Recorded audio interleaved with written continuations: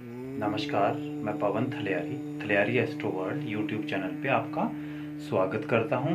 आज हम फलित ज्योतिष को आसानी से सीखने के क्रम पे पार्ट 54 पे केतु ग्रह के फल के बारे में अलग अलग भावों में केतु ग्रह के जो है फलों को के बारे में चर्चा करेंगे।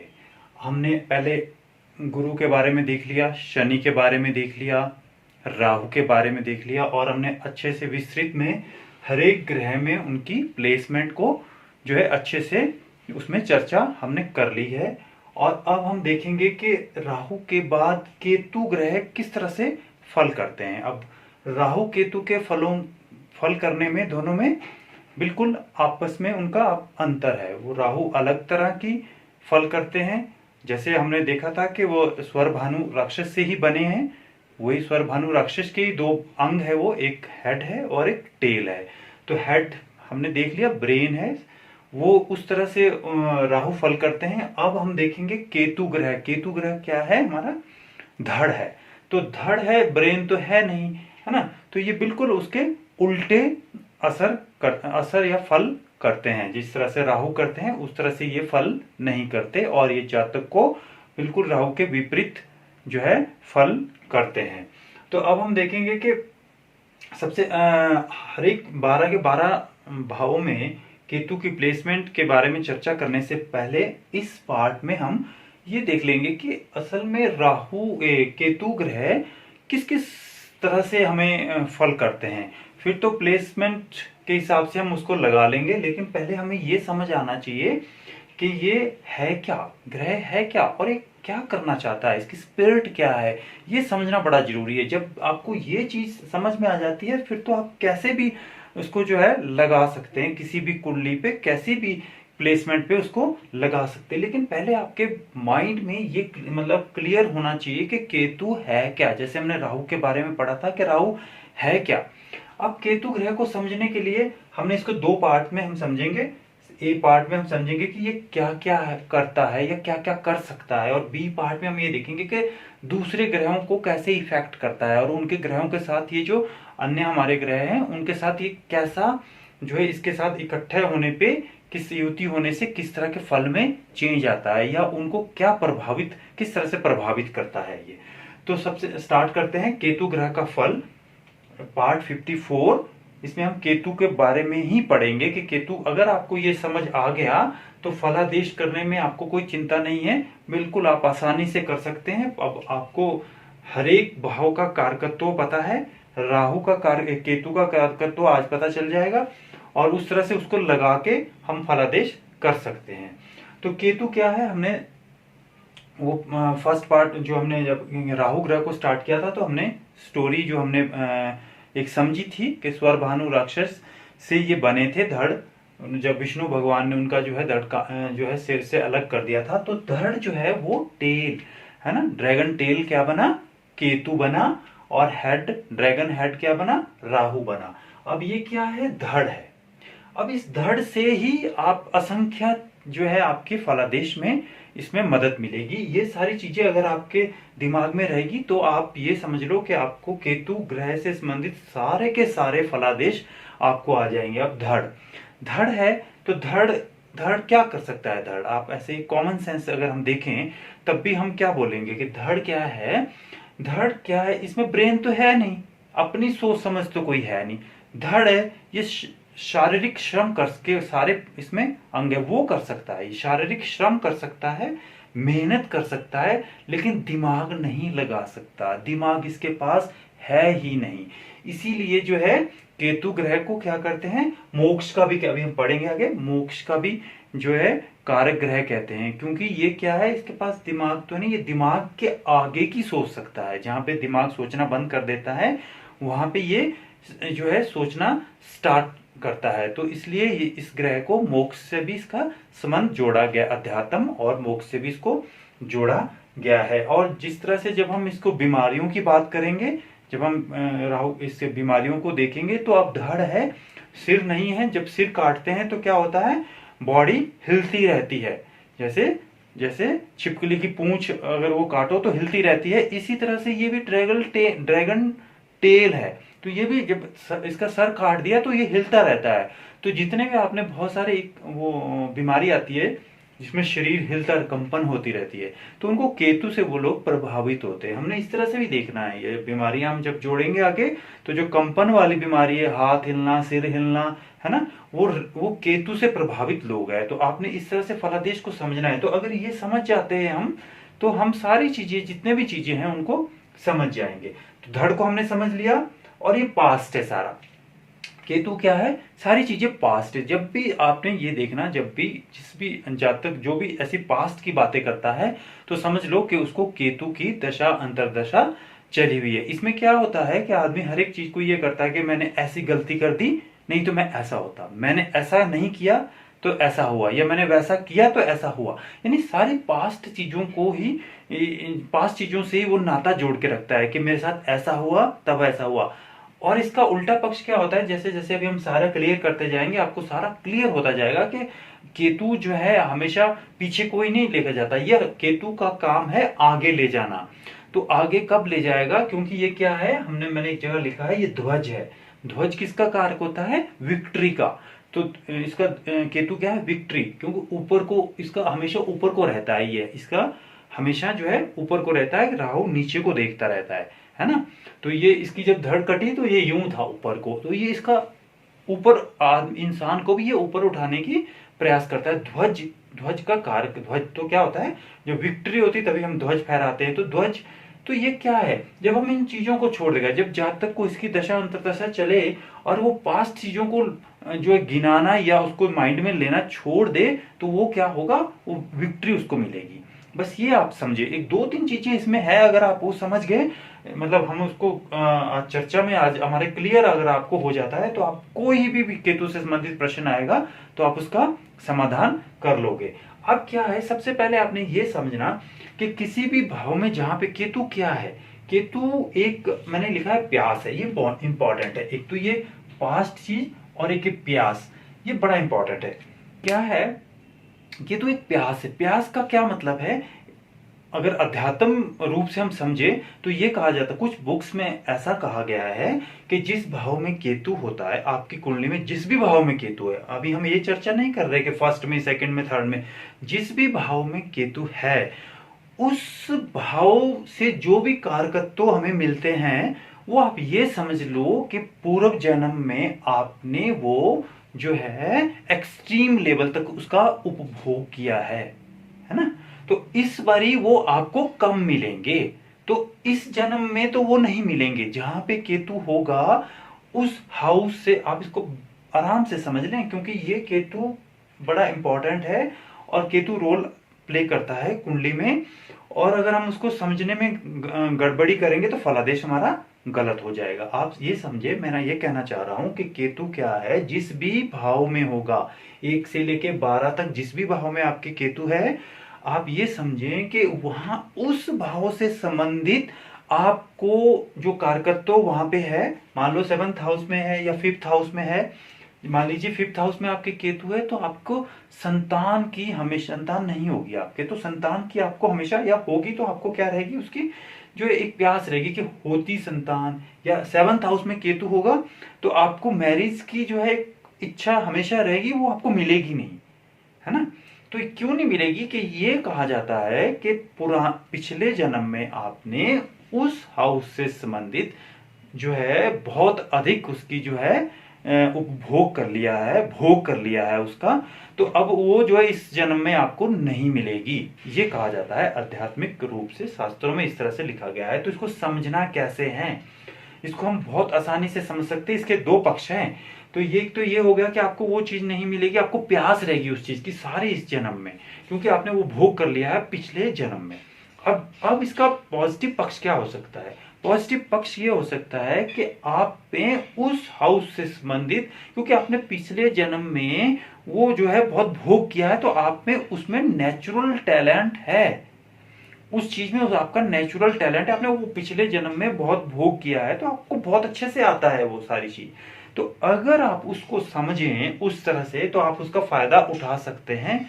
अदरवाइज आपको उस हाउस से संबंधित जो है समस्या ही रहेगी, क्योंकि वो आपको इस जन्म में नहीं मिलेगी। केतु जिस भी हाउस में है उससे संबंधित आपको प्यास हमेशा रहेगी, यानी आपको लगेगा कि होना चाहिए था लेकिन वो आपके पास नहीं है। जिस भी हाउस में आप लगा के देख लो, आप अपनी कुंडली देख लो, आप अपनी कुंडली पे उसको देखो कौन से हाउस में केतु है, फिर आप अपने जीवन में देखो कि हाँ यार इस हाउस से जो कारकत्व तो हम पीछे पड़ चुके हुए हर एक हाउस का, तो आप देखो उस वो चीजें मेरे पास है नहीं और मेरी जो इच्छा उसकी है।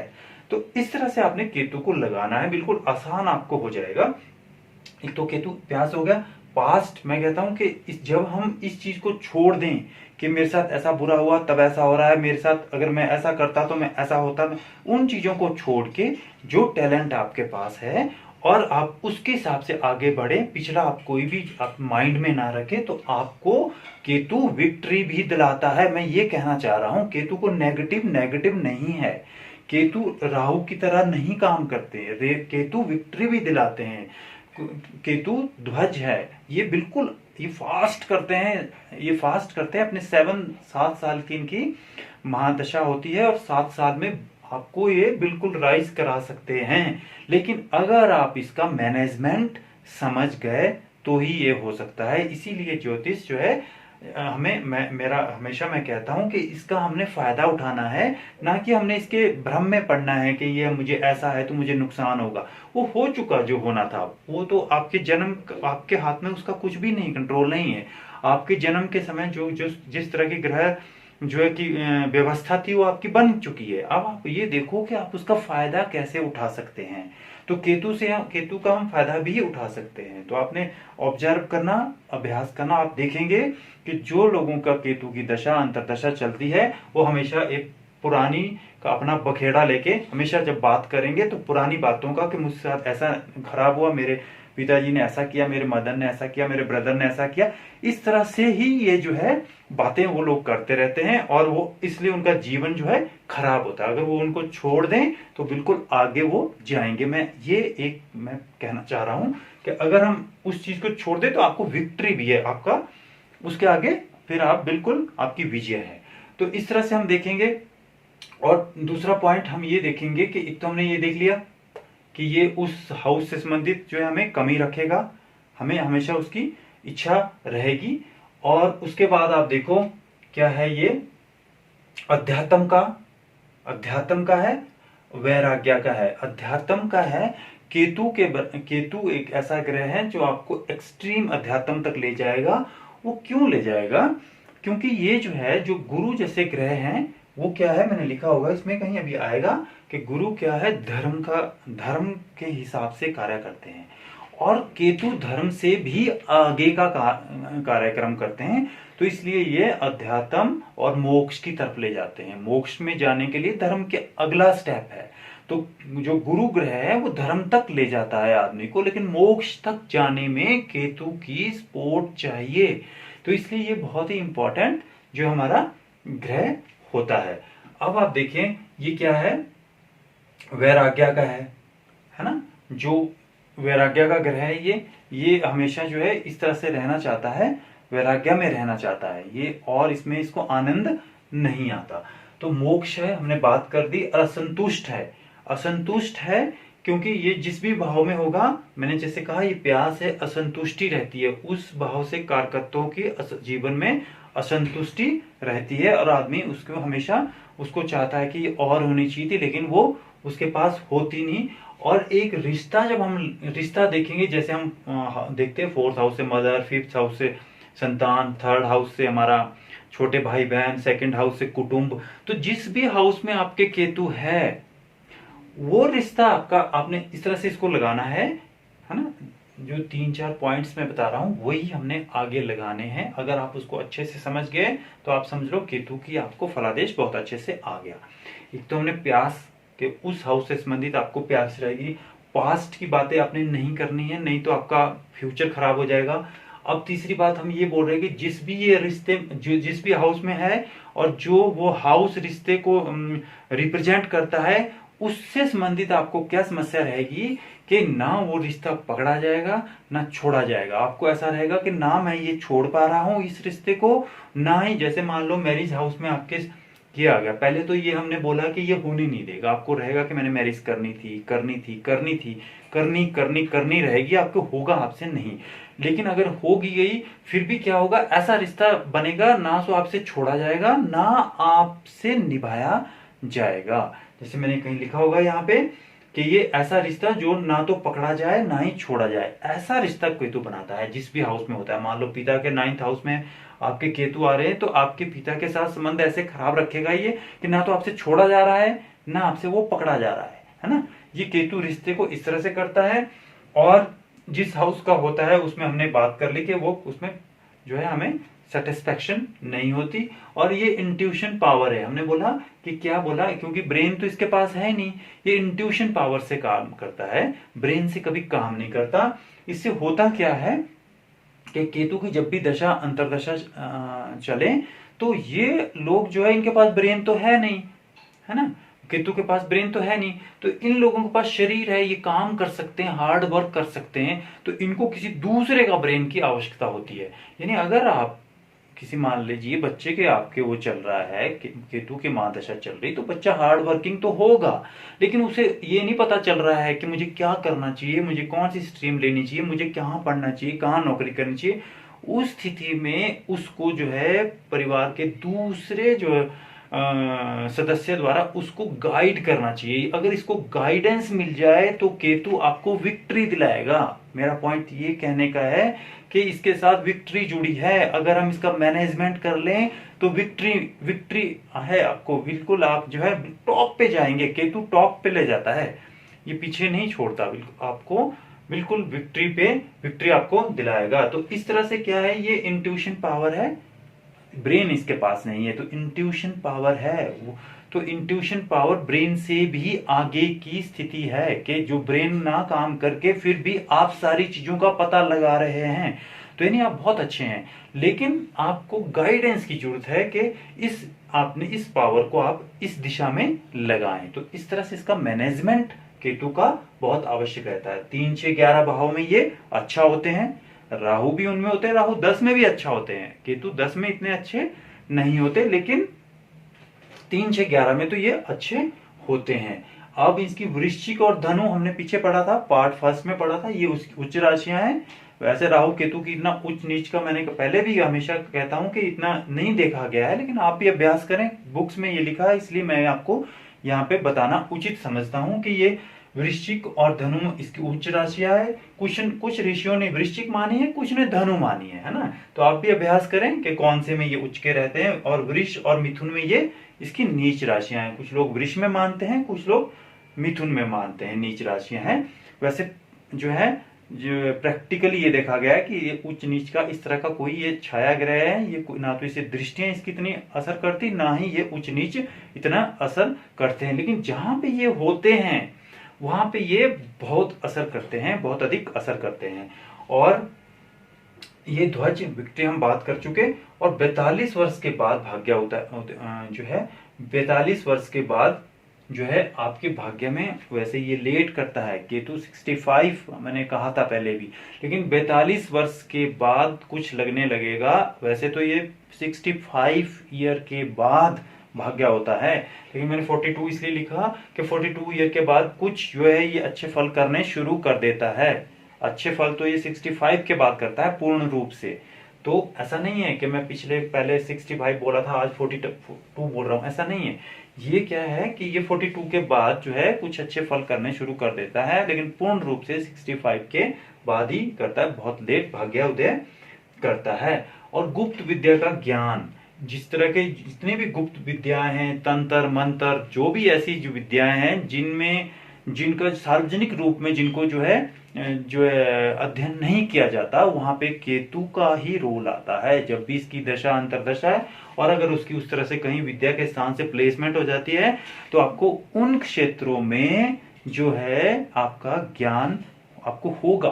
तंत्र मंत्र जितने भी ये जो गुप्त विद्याएं हैं वहां पे आपको उस तरह का ज्ञान रहेगा। और एक चीज और केतु के बारे में मैं कह दूं कि अगर इसकी प्लेसमेंट इस तरह से बन रही हो, जैसे 8th हाउस में, 8th हाउस खुद भी जो है तंत्र मंत्र और गुप्त चीजों का है, और केतु भी गुप्त चीजों का है, तो इस तरह के लोग होते हैं कि जो वो चीज बोल देते हैं, चाहे उन्होंने सोच समझ के नहीं बोली, जैसे भी उन्होंने कुछ बोल दी उसके बाद इंट्यूशन पावर ऐसी होती है वो सच हो जाती है।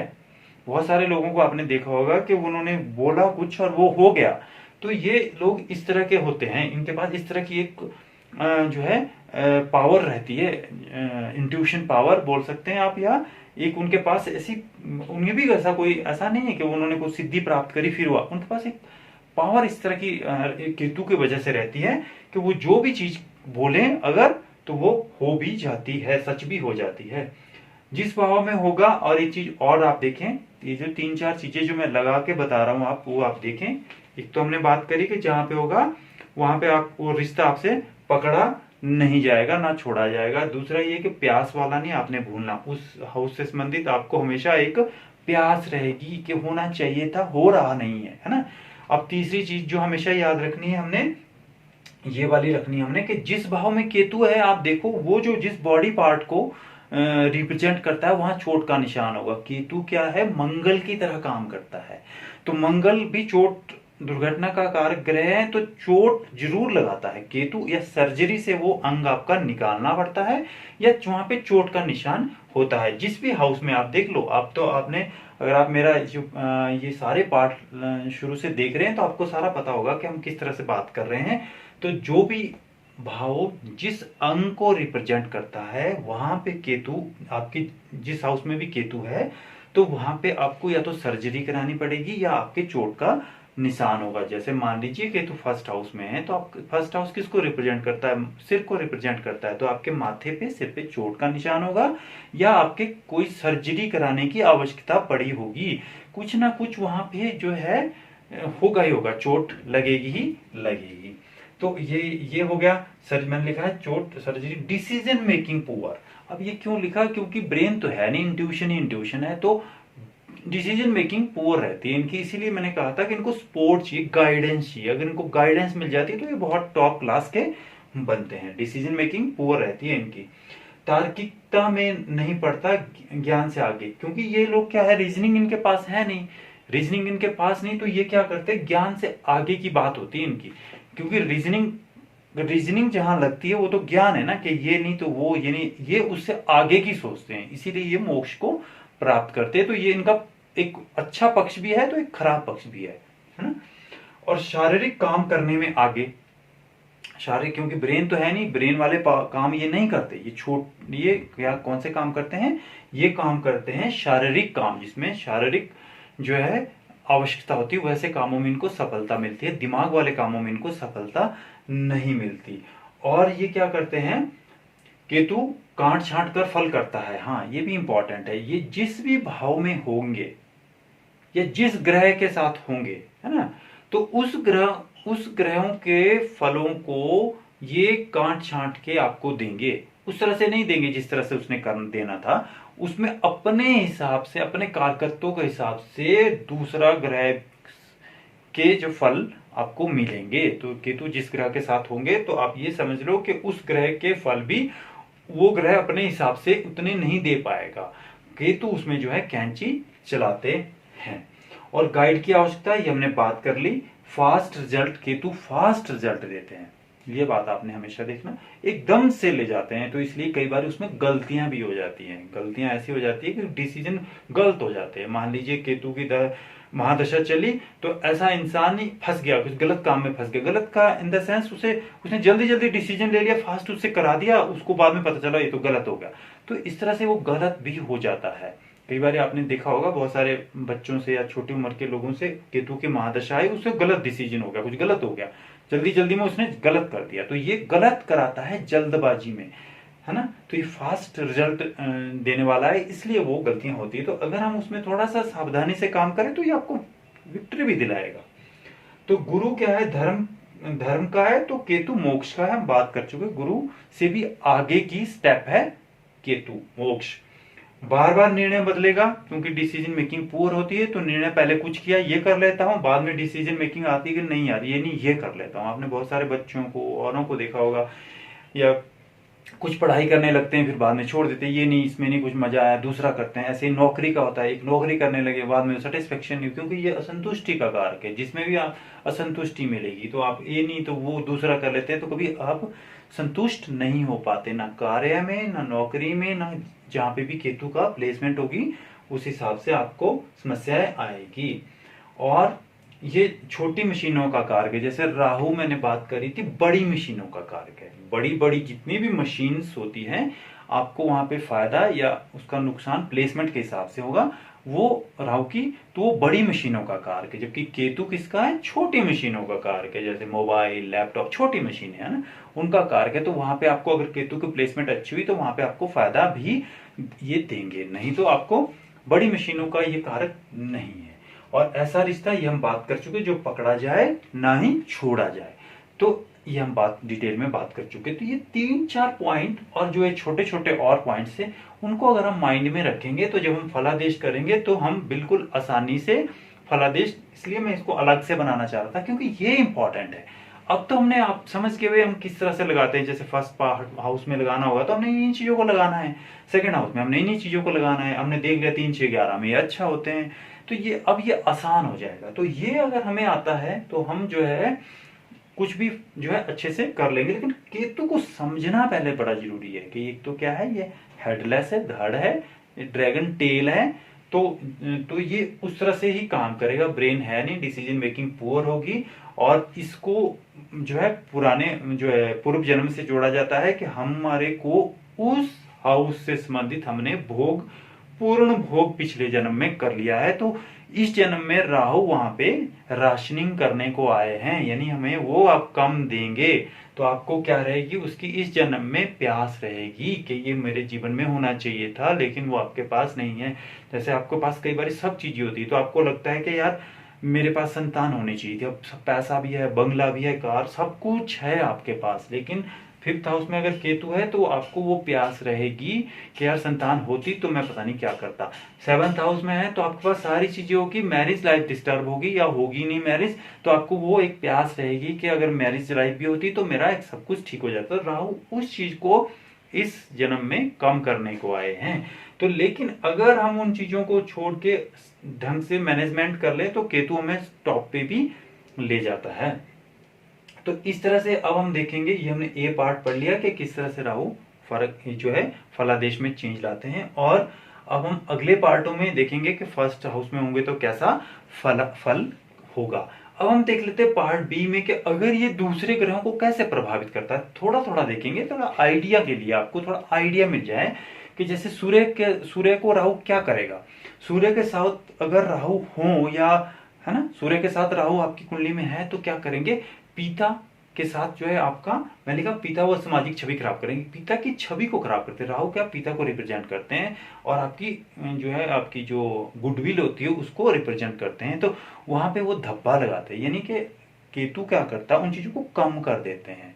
तो कम करने से क्या होता है, आपकी जो है छवि खराब हो सकती है, आपके पिता की छवि खराब हो सकती है, पिता के साथ रिलेशन आपके थोड़े खराब रह सकते हैं। तो चंद्रमा के साथ क्या है, चंद्रमा मन का कारक ग्रह है, तो वहां पे ये क्या करते हैं, डिसीजन मेकिंग को पुअर करते हैं। आपसे डिसीजन ही नहीं लिया जाता, कोई भी काम करने में आप बस इधर उधर करते रहते हैं कि ये ऐसा ना हो जाए, ऐसा ना हो जाए, ऐसा ना हो जाए, ऐसा ना हो जाए, बस वहीं पे फंसे रहते हैं। चंद्रमा इस तरह से ये जो है ये इफेक्ट करते हैं। और मंगल के साथ क्या है, आपके बल और पराक्रम का है, गति का कारक है मंगल, तो उन चीजों में सब में ये क्या करते हैं, कमी करते हैं, आपके पराक्रम में कमी कर देंगे, आपके बल मतलब बल पराक्रम में वहां पे कमी देखने को मिलती है। बुध के साथ बौद्धिक क्षमता में ये वहीं पे फिर से फंसाते हैं। केतु क्या करते हैं कि वो बौद्धिक क्षमता में उतना विकास ही नहीं होने देते। गुरु के साथ स्पिरिचुअल तो बनाते हैं, गुरु के साथ इनका कॉम्बिनेशन बहुत अच्छा है। मैं शायद लिखना भूल गया, जो है आपकी 9 और 12 जो है हमने लिखा होगा शायद कहीं,